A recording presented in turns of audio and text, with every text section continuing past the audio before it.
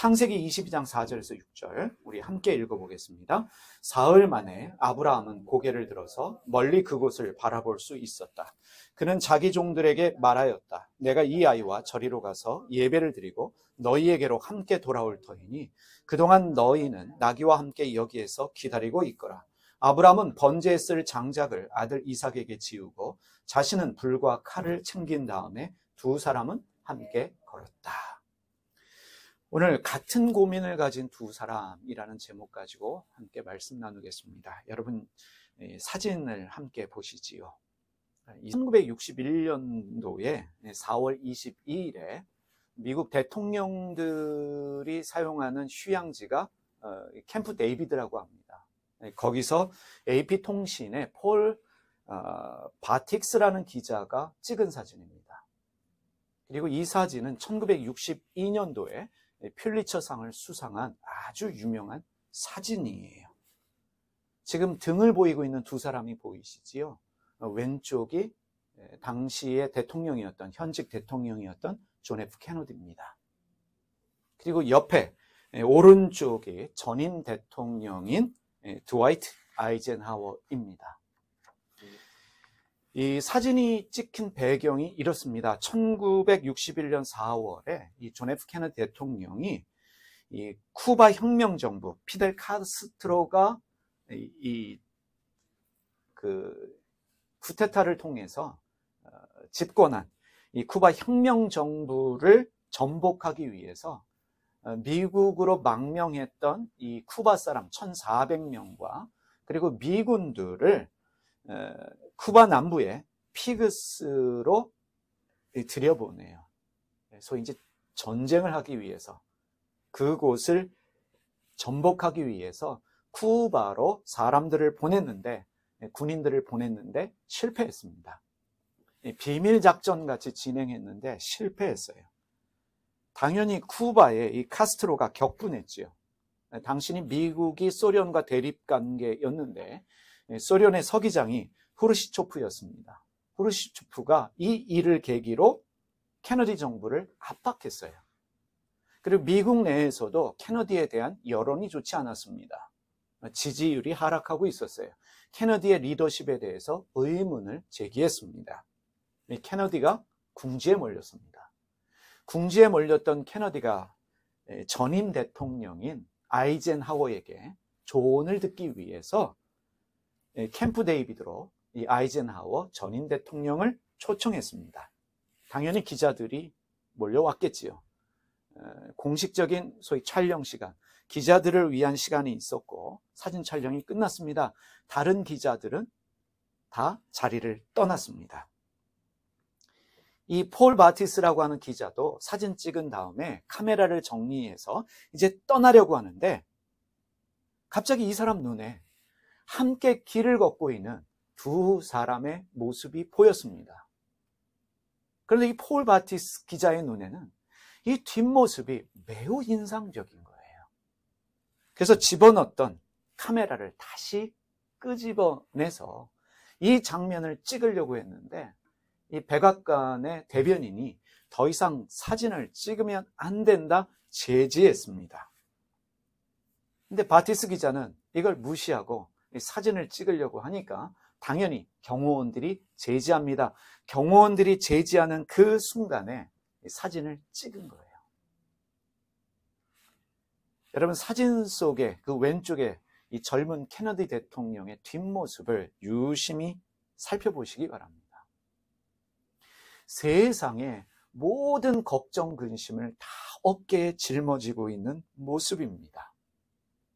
어찌할 줄 모르는 아들의 모습입니다.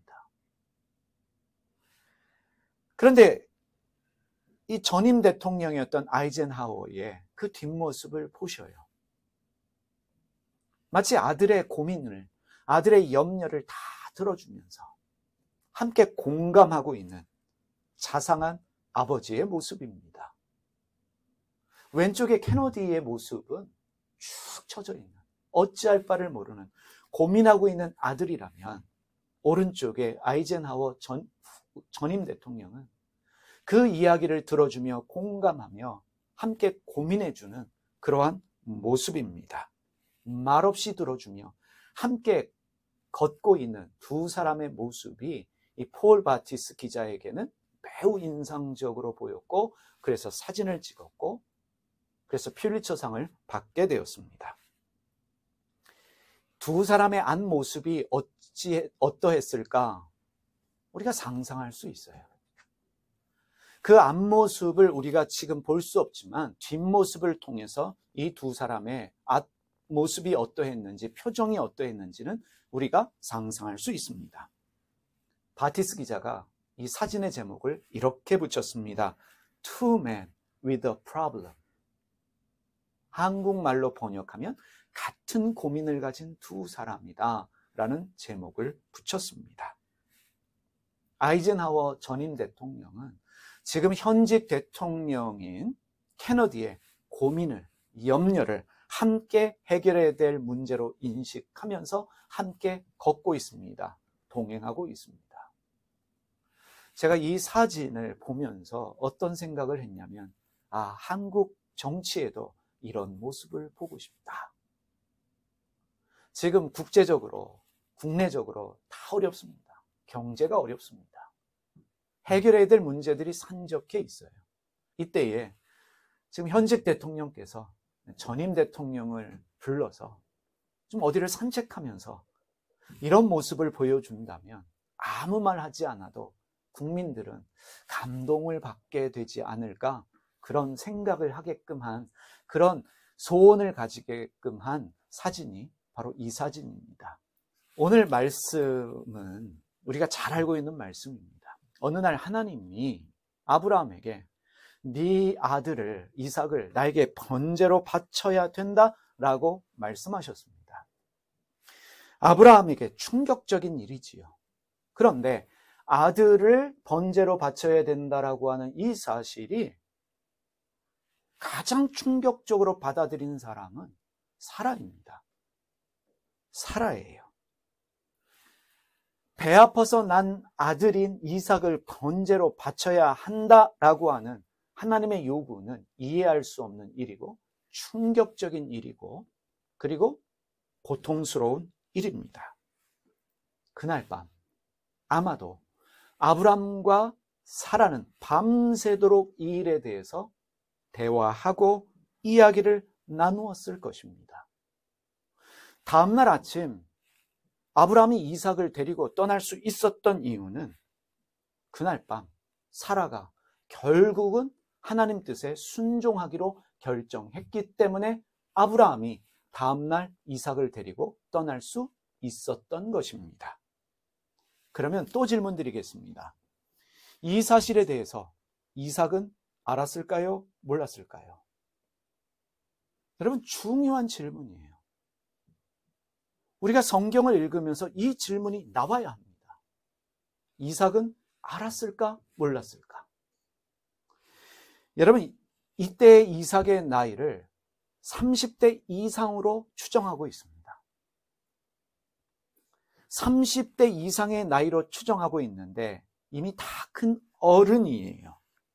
어른이 된 이삭이 이 사실을 몰랐을까? 모르지 않았습니다. 이삭 자신도 자신이 하나님께 번제로 드려져야 된다는 사실을 잘 알고 있었습니다. 아브람과 이삭이 그리고 사라가 밤새 함께 대화했을 것이다. 여러분, 생각할 수 있으셔야 합니다.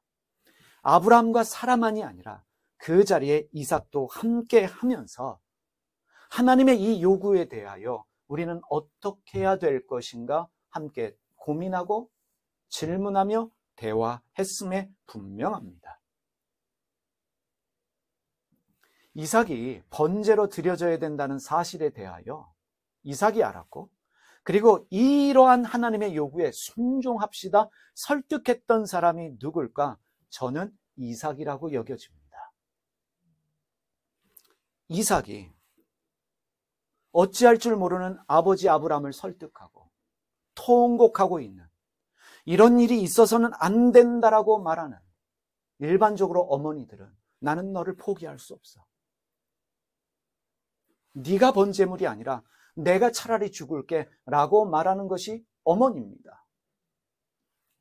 그렇게 말하고 있는 어머니 사라를 설득하면서 이 알 수 없는 하나님의 뜻에 순종합시다 라고 결정했던 사람은 바로 이삭이라고 여겨집니다. 그러면 여러분, 창세기 22장의 주제는 아브라함의 믿음이 아닙니다. 사라의 희생이 있고 그리고 이삭의 희생이 있습니다. 그것이 우리 눈에 보여져야 합니다. 그것이 깨달아져야 합니다. 아브라함이 주인공이 아니라 아브라함과 함께 했던 사라가 주인공이고 그리고 이삭이 주인공입니다. 4절 말씀을 보시기 바랍니다. 4절에 사흘 만에 아브라함은 고개를 들어서 멀리 그곳을 바라볼 수 있었다. 아브라함과 이삭이 길을 떠나지요. 길을 떠나서 사흘 만에 그곳을 바라볼 수 있게 되었다. 성서가 말하고 있습니다. 그러면 여러분, 아브라함과 이삭이 사흘 길을 걸어갔는데 그들은 그 사흘 길을 걸어가면서 어떤 대화를 했을까? 아버지와 아들이 이해할 수 없는 하나님의 뜻에 순종하기 위해서 사흘 길을 가고 있는데 그 사흘의 여행 동안 어떤 대화를 했을까? 여러분 상상해 보시기를 바랍니다. 재미난 것은 아주 흥미로운 일임에도 불구하고 우리가 궁금해하는 일임에도 불구하고 성서는 이 일에 대하여 말하지 않습니다. 침묵하고 있습니다.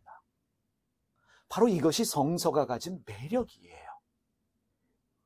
우리가 성서를 읽을 때에 성서는 말하지 않는 부분을 통해서 우리에게 말하고 있다는 것을 염두에 두셔야 합니다. 이것을 침묵 속의 웅변이다 라고 말합니다. 이것을 이렇게 이해할 수 있습니다. 성서는 아브람과 이삭이 여행했던 사흘 동안 그 공간과 그 시간 속으로 우리를 초대하고 있는 거예요. 우리를 불러들이고 있습니다. 이 사흘의 여행길에 어떤 일이 있었는가 궁금증을 가지고 그 여행 속으로 우리에게 들어오라고 초대하고 있는 것입니다. 그래서 우리는 성서를 읽으면서 그 공간과 시간 속으로 들어가서 침묵 속에서 말씀하시는 하나님의 소리를 들을 수 있어야 해요. 사실 하나님은 이러한 침묵을 통해서 우리에게 말씀하십니다. 이런 침묵을 통해서 우리로 하여금 고민하게 하고 질문하게 하고 성찰하게 하십니다. 그런데 성서를 문자로만 읽으면, 문자로만 이해하려고 하면 이 성서가 가진 매력에 빠지지를 못해요. 왜 현대의 많은 젊은이들이, 많은 지성인들이 교회를 떠나고 있을까? 성서가 가진 매력을 교회가 제대로 가르치지 못하고 있기 때문입니다. 성서를 읽으면서 왜 우리가 고민이 없을까? 질문이 없을까? 성찰하지 못할까? 교회는, 한국 교회는 특히 그러합니다. 질문을 못하게 하지요. 눈으로 보이는 그 문자만 믿게 합니다. 진짜 매력을 알려주지를 못해요. 그래서 우리는 무조건 믿어야 합니다. 오직 믿음으로, 그 말이 무조건 믿어야 된다는 말로 왜곡되어져서 무조건 믿음, 오직 믿음, 이것이 강조되어지고 믿어지지 않아도 믿어야 한다는 강박관념에 우리가 시달리고 있습니다. 그러니 당연하게도 믿음의 깊이가 생겨나지 못하는 거예요. 사흘 만에 그것이 보였다. 이 두 사람이 이런저런 대화를 했겠지요. 어떤 대화를 했을까? 깊은 대화 가운데 그들이 결정했던 것들이 무엇인가? 결국에 사흘 만에 그곳이 보였습니다. 그곳이 하마콤이에요. 여기에 하마콤이 쓰여지고 있습니다. 히브리어로 하마콤. 하마콤이 어떤 곳인지 아시지요? 내가 서 있는 그곳이 하마콤이에요. 내가 있어야 될 그곳이 하마콤이에요. 유대인들은 하마콤을 하나님이 계신 그곳으로 이해합니다. 그러하기 때문에 내가 성서를 공부하는 그곳도 하마콤이라고 이야기를 하고, 내가 예배하는 공간도 하마콤이고, 내가 하나님의 은혜를 경험하고 누리는 오늘의 이 시간과 공간을 하마콤이라고도 말합니다. 이 하마콤은요, 세 단어가 합쳐진 단어예요. 하는 정관사입니다. 하는 정관사이고 마는 장소를 뜻하는 거예요. 콤은 일어나다, 힘을 얻다, 강하게 하다라는 뜻입니다. 다시 한번 말씀드려요. 하는 정관사고요. 마는 장소라는 뜻이고요. 콤은 동사예요. 일어나다, 힘을 얻다, 강하게 하다. 그래서 문자적으로 보면 나를 강하게 하는 장소, 나를 일어나게 하는 장소, 그것이 하마콤이라는 것입니다. 내가 일어나서 힘을 얻을 수 있는, 내가 일어나서 용기를 얻을 수 있는 그 장소가 하마콤이에요. 그럼 여러분 질문 드리겠습니다. 여러분의 하마콤은 어디입니까? 매 순간순간이 내가 있는 그 모든 장소들이 나에게 하마콤이 되어줘야 돼요. 어떻게 해요? 하나님이 오늘 나와 함께 계신다라는 깨달음이 여러분 안에 있을 때 여러분이 서 있는 그 모든 곳은 하마콤이 되어집니다. 그런데 여러분, 사흘길을 걸어가니까 그때야 비로소 하마콤이 보였다라고 말하고 있습니다. 하마콤은 아무에게나 보이는 장소가 아닙니다. 사흘길을 걸어가야 돼요. 그건 무슨 뜻이겠습니까?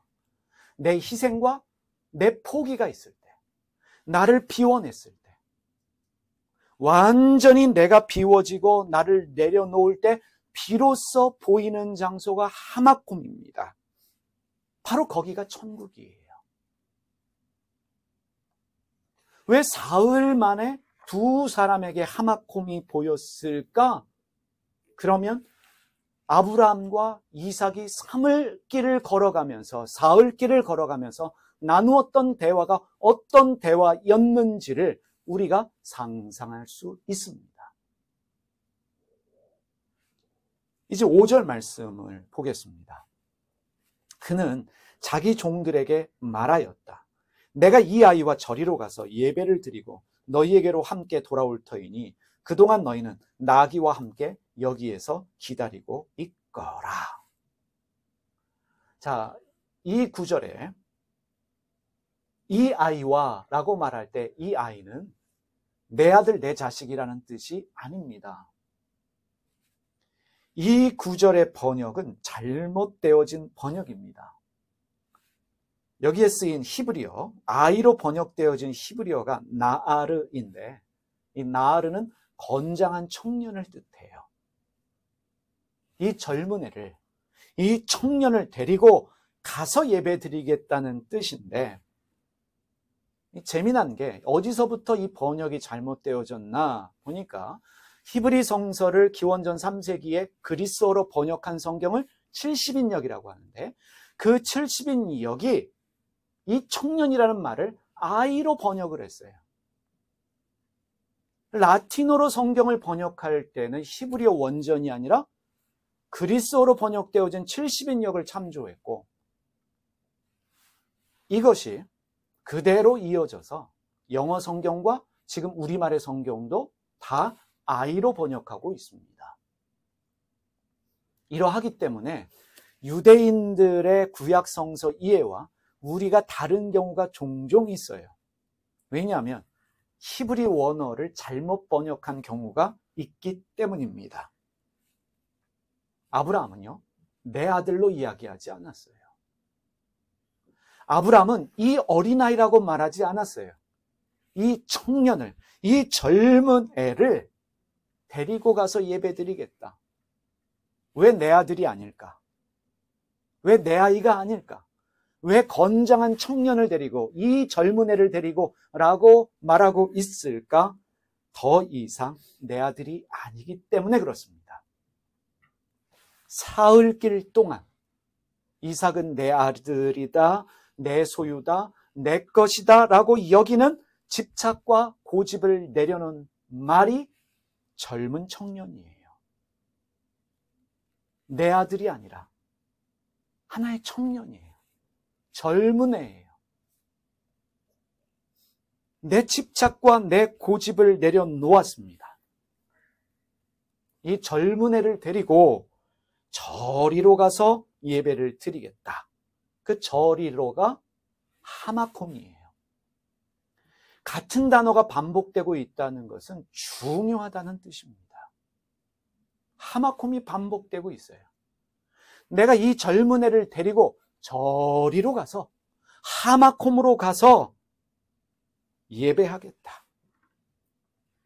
여러분, 내 생각을 비워야 내 아집을 버리고 내 고집을 버릴 때, 내 집착을 포기할 때 하마콤도 보이고 예배할 수 있다는 사실을 우리가 깨닫습니다. 왜 사흘길이었는가? 왜 사흘 만에 하마콤이 보였을까?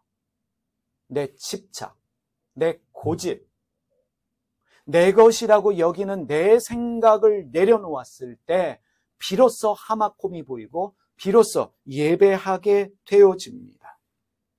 이제 우리가 주목해야 될 또 하나의 중요한 단어가 여기에 나옵니다. 히브리어 동사 샤하입니다. 예배하다로 번역되어진 히브리 말이에요. 샤하. 저기로 가서 하마콤에 가서 예배하겠다, 샤하하겠다. 이 샤하라는 말은요, 온 몸을 땅에 붙이고 엎드려 절하는 행위입니다. 땅에 바짝 엎드려서 절하는 행위예요. 이 샤하의 중요한 포인트는 무엇이냐면 반드시 온몸을 땅에 붙여야 합니다. 그냥 엎드려 절하는 것이 아니라 온몸을 땅에 붙여야 돼요. 그게 중요해요. 이게 왜 중요하냐? 왜 온몸을 땅에 엎드려 절하느냐? 그것이 왜 예배이느냐? 이유가 있습니다. 나는 땅에서 왔고 땅으로 돌아갈 먼지와 같은 존재입니다. 자기에게 스스로 말하는 행위가 바로 예배라는 거예요. 여러분, 예배에 대한 이해를 바꾸셔야 돼요. 하나님이 전능하시기 때문에 그 전능하신 하나님 앞에서 내가 두려움과 떨림으로 예배하지 않으면 나에게 문제가 생겨. 그래서 두려움으로 엎드려 절하는 것이 예배가 아니라, 예배는요, 내 온몸을 땅에 붙이고 나는 결국 흙에서 와서 흙으로 돌아갈 먼지 같은 존재입니다. 스스로에게 말하면서 스스로에게 깨달음을 주는 행위가 샤, 예배입니다. 여러분, 우리가 제사 지내지요. 제사를 지내는데 많은 분들이 한국의 제사를 이렇게 이해를 합니다. 조상 신에게, 귀신에게 절하는 행위다. 그래서 우상 숭배다 라고 말하는 경우가 많아요. 교회가 잘못 가르치고 있는 거예요. 그렇게 절하는 행위를 샤하, 히브리 말로 이해할 수 있습니다. 조상은 죽었어요. 땅에 묻혀서 한 줌의 재가 되었습니다. 그들의 죽음을 통해서 우리 스스로에게 말하는 거예요. 나도 언젠가는 아버지와 같이, 어머니와 같이, 할아버지와 같이 땅으로 돌아가야 될 먼지와 같은 존재입니다를 스스로에게 말하는 행위가 바로 절이에요. 그러니까 우리가 소위 조상님들의 제사를 지낼 때 깨달아야 될 게 뭐냐면, 조상님 제사 안 지내면 저주받아, 이게 이제 기독교로 오면 예배 안 드리면 저주받아 라는 생각으로 또 바뀌는 거예요. 예배는, 절하는 건 나는 먼지와 같은 존재입니다. 나는 먼지로 돌아갈 존재입니다를 스스로에게 깨닫게 하면서 말하는 행위라는 거예요. 이해가 되시지요? 우리가 예배를 통해서 날마다 깨달아야 될 게 이것입니다. 나는 먼지와 같은 존재이다. 나는 영원하지 않은 존재이고 나는 언젠가 흙으로 돌아갈 존재이구나 라는 것을 예배 때마다 깨닫는 것입니다. 일어나고 앉고 이게 중요한 게 아니에요. 손을 들고 내리고 이게 중요한 게 아닙니다. 예배 때마다 내 스스로가 나에게 말할 수 있어야 돼요. 나는 먼지로 돌아갈 존재이다. 거기서 겸손이 나오고 거기서 포기가 나오고 거기서 자기 비움이 나오게 돼 있습니다. 그리고 이제 아브라함이 종들에게 이야기해요. 이삭과 함께 돌아오겠다. 이 무슨 말일까요? 왜 굳이 이 말을 종들에게 했을까? 성경은 왜 이 사실을 기록하고 있는가? 아브라함은 종들에게 아들 이삭과 함께 돌아오겠다. 그러면 또 질문 드리겠습니다. 이삭이 번제로 드려진다는 사실을 종들이 알았을까요? 몰랐을까요? 알았습니다. 여러분, 한 집안에 일어난 소위 지금 비극적인 사건이에요. 나이 100살에 어렵게 얻은 아들이고 30년 이상을 애지중지 키워왔는데 이 사실을 알고 여주인 사라가 통곡을 했는데 종들이 몰랐을까? 종들도 알았습니다. 종들이 그 3일 길을, 사흘 길을 함께 걸어오면서 마음이 어떠했을까요? 그들도 괴로워요. 그들도 고통스러워요. 이 집안에 대해서, 우리 주인집에 대하여, 특히 아브라함과 사라에 대하여, 무엇보다 사라에 대하여 걱정하고 염려했음에 분명합니다. 염려하고 있는 두 종에게 아브라함이 말합니다. 이삭과 함께 돌아오겠다. 염려하고 걱정하고 있는 종들을 안심시키기 위해 한 말이 아닙니다. 없는 말, 위로하기 위해서, 안심시키기 위해서 한 말이 아니라 바로 이것이 아브라함이 가진 믿음이요 이삭이 가진 믿음이라는 사실이에요. 이 아들과 반드시 돌아오겠다. 이것이 아브라함의 믿음이고 이삭의 믿음입니다. 이 믿음이 어떻게 생겨났을까요? 내가 가진 것을 내려놓았을 때, 내 고집을 포기했을 때, 나를 비워냈을 때 생겨나는 믿음입니다. 진짜 믿음은 내가 가진 것이 없을 때 생겨나요. 내가 비워졌을 때, 내가 포기되어졌을 때 생겨나는 것이 진짜 믿음입니다. 믿습니다 해서 생겨나는 게 진짜 믿음이 아니에요. 믿습니까? 아멘. 강압적인 교육에 의해서 생겨나는 게 진짜 믿음이 아닙니다. 진짜 믿음은 고민하고 질문하고 성찰할 때 생겨나요. 우리 청년들하고 대화하다 보면 하나님이라는 표현도 잘 안 써요. 신이 있을까 없을까라는 표현을 해요. 저는 그 의심이 좋습니다. 그 질문이 좋아요. 그것을 통해서 믿음이 생겨나기 때문에 그렇습니다. 진짜 믿음이 생겨나요. 대화가 안 되는 믿음, 뭔가 고집적인 믿음, 무례한 믿음이 아니라 정말 하나님이 원하시는 믿음이 생겨납니다. 어떻게 해요? 고민하고 질문할 때, 나의 것이 비워질 때 진짜 믿음이 생겨나요. 하나님에 대한 믿음은 고민하고 질문할 때, 나를 비우고 포기할 때 생겨난다라는 사실을 여러분들이 기억하시기를 바랍니다. 이제 6절 말씀으로 가십시다.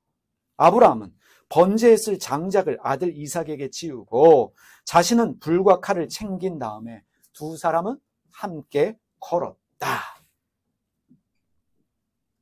아브라함이 나이가 들었지요. 반면 이삭은 청년입니다. 그래서 나이 든 아브라함은 아들 이삭에게 장작을 지우고 자신은 불과 칼을 챙긴 다음에 함께 걸었습니다. 6절에 주목해야 될 단어가 함께예요. 함께. 이 함께로 번역되어진 히브리어 형용사가 에하드입니다. 에하드. 아주 중요한 단어예요. 한번 따라서 해볼까요? 에하드. 에하드. 애를 데리고 함께 가서 하드를 사줬다. 이렇게 외우시면 됩니다. 한 뜻으로, 한 마음으로, 한 사람같이라는 뜻이에요. 함께 에하드라는 이 말이 가진 의미는 이미 한 마음이 됐다는 거예요. 한 뜻이 되었다는 것입니다. 이미 두 사람이 한 사람같이 되었다. 이게 에하드입니다. 근데 말씀드렸죠. 같은 단어가 여러 번 반복된다는 것은 중요하다는 뜻이에요. 이 창세기 22장에 반복되는 단어 중에 하나가 무엇이냐면 바로 하마콤이고 그리고 에하드예요. 22장에만 3번 쓰였어요. 지금 우리가 읽었던 6절 말씀에 쓰였고 8절 말씀에도 보면 아브라함이 대답하였다. 얘야, 번제로 바칠 어린 양은 하나님이 손수 마련하여 주실 것이다. 두 사람이 함께 걸었다. 여기도 에하드가 쓰였습니다. 19절에 보면 아브라함이 그 종들에게 돌아왔다. 그들은 부엘세바 쪽으로 길을 떠났다. 여기에 함께라는 번역이 빠졌습니다. 여기도 함께 에하드가 쓰였어요. 자, 창세기 22장에 아브라함과 이삭이 에하드, 한 마음이 되어 한 사람이 되어 함께 걸었다라고 말하고 있고 종들과도 함께 한 마음이 되어 한 사람이 되어 함께 걸어갔다라고 말하고 있습니다. 근데 재미난 것은 이 하나님이 말씀하신 모리아로 갈 때에 아브라함과 이삭은 이미 한 마음이 돼서 떠나요. 종들은 아니었던 것 같습니다. 종들과 함께 걸었던 표현에는 에하드가 쓰이질 않아요. 그런데 돌아올 때는 아브라함과 이삭과 종들이 19절에 말씀하는 거예요. 함께 길을 떠났다. 이제는 이들이 하나가 되었다라고 말하고 있습니다. 그러면 6절에 두 사람이 함께 걸었다. 에하드, 한 마음과 한 뜻이 되어서 한 사람처럼 걸었다라고 말하고 있는 것을 통해서 이삭을 번제로 바치는 시험은 아브라함의 믿음에 대한 말씀이 아니라 여기에 아브라함의 희생과 순종만을 말하는 것이 아니라 지금 우리가 깨닫습니다.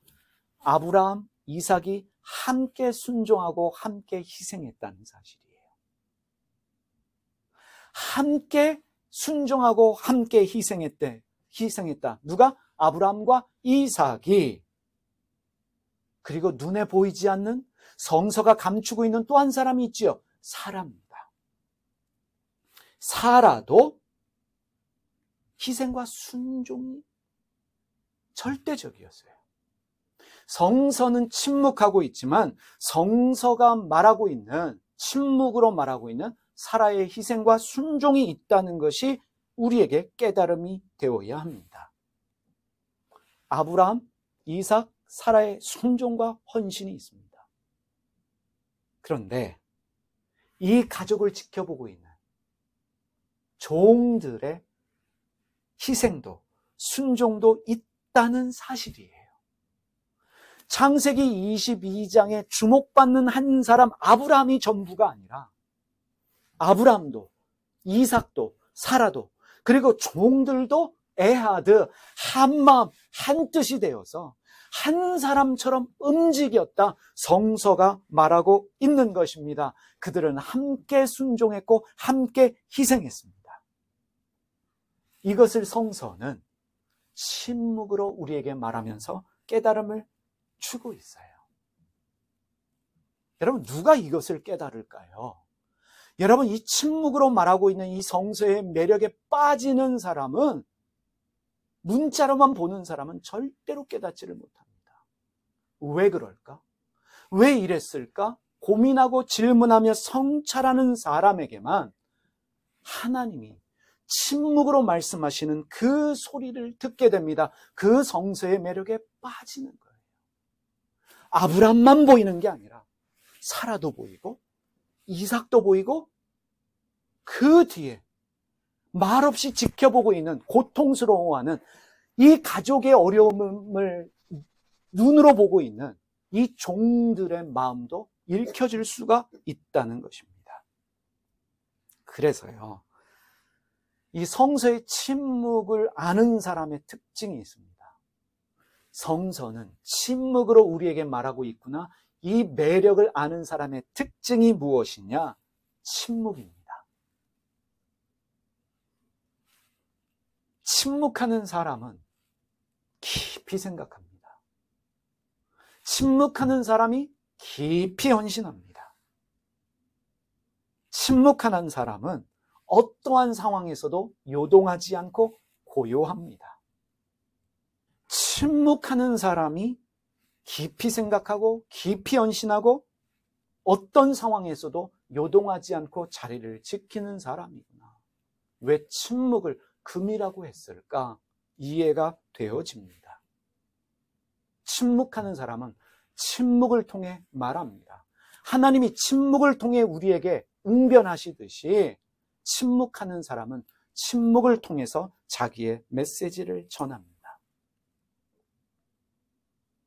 창세기 22장에 아브라함과 사라의 그리고 이삭의 이 침묵에 대하여, 이 헌신과 순종에 대하여 깊게 깨달은 사람이 마크 샤갈이라는 화가입니다. 이 마크 샤갈이 1931년에 그린 그림입니다. 이 그림의 제목이 이삭의 희생이에요. 여러분, 이미 말씀드렸지만 마크 샤갈은 성서 이해에 있어서 어떤 신학자보다도 탁월한 사람이에요. 여러분, 이 그림을 가만히 보십시오. 유태인이거든요. 애아들을 이해를 했어요. 이 아브라함과 이삭을 그린 다른 화가들은 강압적으로 아브라함이 이삭을 누르고 있는 그림들을 그립니다. 그래야 애들이 다 어려요. 이 두 사람 눈을 감고 말없이 걸어가고 있습니다. 애아들이에요. 이미 한 마음이 됐어요. 한 뜻이 되었어요. 한 사람과 같이 길을 걷고 있는 아브라함과 이삭을 너무나 잘 표현하고 있습니다. 무엇보다도 침묵하고 있는 두 사람. 이제 종들을 남겨두고 두 사람이 함께 애아드하면서 번제로 바치기 위해서 길을 떠나고 있는 두 사람, 눈을 감고 있는 두 사람, 침묵하고 있는 두 사람. 여러분, 오늘 말씀의 질문입니다. 우리는 신앙인으로 어떻게 살아야 될까? 이미 말씀드렸지만 지금 대한민국의 모든 사람들에게 필요한 것이 에하드입니다. 특히 정치인들, 이 에하드를 이해해야 돼요. 에하드를 보고 싶고 에하드하는 지도자를 보고 싶습니다. 한 마음이 돼서 한 사람처럼 서로 하나가 돼서 걸어가는 일이 대한민국의 사람들에게, 무엇보다도 대한민국의 지도자들에게 이 마음이 필요한 거예요. 지금 대한민국의 정치판에 좌파 우파가 뭐 그리 대단합니까? 진보 보수로 나눠서 네 편 내 편 가르는 것이 뭐가 중요합니까? 거리에 걸리는 현수막들 보십시오. 저런 사람들을 우리의 대표라고 뽑아놓은 우리의 결정이 한심스러울 정도예요. 지성인에게서 나올 수 없는 막말과 서로를 깎아내리는 말을 하면서 대한민국을 가르고 있습니다. 남북으로 갈라진 것도 슬픈 일인데 동서로, 진보, 보수로 나누고 있어요. 말이 너무 많습니다. 막말도 많고 가짜 말도 많고 서로를 깎아내리는 말도 너무 많아요. 침묵 속의 웅변을 배워야 합니다. 적어도 교회 다니신다라고 말하는 정치인들만 침묵하시는 하나님, 침묵을 통해 말씀하시는 하나님에 대해 은혜 받고 침묵한다면 그리고 애하드하기 위해서 옆에 사람의 손을 함께 잡아준다면 대한민국은 달라질 것입니다. 서로 다투고 싸우는 것이 아니라 서로 한마음이 되어서 함께 아파하고 서로의 눈물을 닦아주면서 함께 고민하고 함께 길을 걸어가는 것이 우리에게 필요합니다. 교회도 마찬가지겠지요. 교회도 말하는 사람보다는 침묵하는 사람이 필요하고, 네 편 내 편으로 가르는 것이 아니라 애하드하는, 한마음이 되어서 함께 걸으려고 하는 하나님의 사람들이 필요합니다. 가정도 마찬가지입니다. 왜 우리는 함께 걷지 못할까? 우리 그림을 좀, 다음 그림을 좀 보여주시겠어요? 이 두 그림 보십시오. 그리고 질문 드립니다. 왜 우리는 함께 걷지 못할까? 왜 우리는 한 마음, 한 뜻이 되어서 한 사람처럼 걷지 못할까? 나를 내려놓지 못하기 때문입니다. 존 F 케너디가 나는 현직 대통령이야, 나는 너보다 잘할 수 있어 라는 마음을 내려놓으니까, 아, 내 생각이 틀렸구나 라고 자기를 인정하니까 겸손하게 전임 대통령을 모셔서 자기 있는 모습 그대로 보여주면서, 축 처진 어깨가 자기 아니에요? 축 처진 어깨가 이미 자기 일을 내려놓은 사람 아니겠습니까? 어떻게 하면 좋겠습니까? 여기서 동행의 사건이 이루어집니다. 나의 집착을 버리면 함께 걸을 수 있는데, 너는 내 것이다, 내가 대통령이다, 내가 결정권자다 라는 집착을 버리지 못하기 때문에 함께 걷지를 못합니다. 애하도 못합니다. 나의 고집을 꺾지 못하는 것이지요. 내 생각만 옳다고 믿기 때문에 함께 애하지 못합니다. 왜 우리는 대한민국 정치판에서, 대한민국의 교회에서, 우리의 삶의 현장에서 이러한 이 사진과 그림에서 보는 것과 같은 장면을 목격하지 못하는 것일까? 우리 자신에게 질문해야 합니다. 나는 동행하는 자인가? 아니면 나 홀로 걷고 있는 자인가? 창세기 22장을 묵상하면서 침묵하고 있는 두 사람, 이미 한마음이 된 두 사람을 그려냈던 샤갈의 성서 2에 우리가 가져야 될 이해입니다. 그래서 여러분, 함께 걷기 위해서 나를 내려놓을 수 있는, 나를 비우는 삶을 살아가시기를 바랍니다. 무엇보다도 여러분, 예배할 때에 그 예배는 나의 몸을 땅에 붙이는 행위라는 것을 기억하시면서 늘 예배 때마다 나는 별 볼 일 없는 사람이구나 라는 것을 여러분이 깨달으셔야 합니다. 그 깨달음이 있을 때 진정한 애아드의 삶을 살 수 있게 됩니다. 기도하겠습니다. 침묵 속의 웅변으로 우리에게 하나님의 소리를 들려주시는 주님, 오늘 이 말씀을 통해서 우리에게 깊은 깨달음이 있게 하여 주시고, 이 깨달음이 우리의 마음속에 각인되게 하여 주시옵소서. 진정으로 나를 내려놓고 나를 포기하고 나의 고집을 내려놓으면서 어느 상황에서든지 침묵할 수 있는 사람 되게 하여 주시고, 겸손하게 옆에 사람의 손을 붙잡고 함께 애하드할 수 있는, 동행할 수 있는 우리 사랑하는 교우들 되게 하여 주시옵소서. 하나님 아버지, 정말 힘들고 어려울 때이지만 우리 모든 성도들이, 이제 20여 명 안 남은 우리 성도들이 한 마음이 되게 하여 주시옵소서. 그래서 진정으로 주님이 원하시는 그 교회가 대한민국에 세워지는 놀라운 역사를 저희 모두로 하여금 경험하게 하여 주시옵소서. 예수님의 이름으로 기도드립니다.